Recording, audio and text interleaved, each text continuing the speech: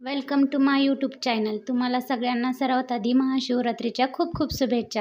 शिव आणि पार्वतीच्या आशीर्वादाने तुमचं जीवन एकदम सुखकारी जावं अशी मी इच्छा व्यक्त करते।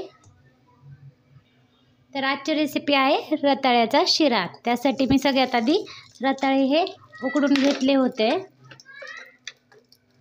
इथं कढईत मी 2 चमचे तूप टाकून घेतलेलं आहे।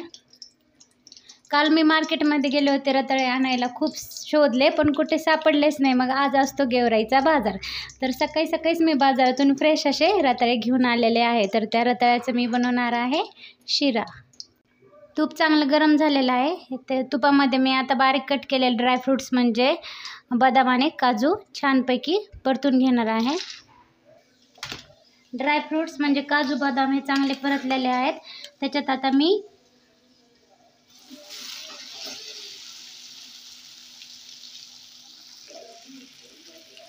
आधी रताळे मी स्वच्छ धुवून घेतले होते, त्यानंतर ते वाफून घेतले, त्यानंतर ते बारीक असे मॅश केले।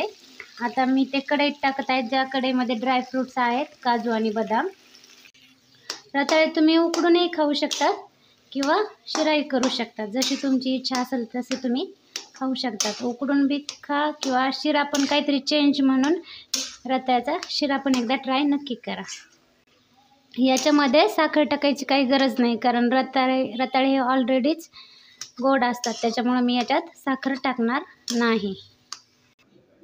रताळ्याचा शिरा हा बनवून तयार झालेला आहे। रेसिपी आवडली असेल तर लाईक करा, शेअर करा आणि चॅनलला सबस्क्राईब नक्की करा।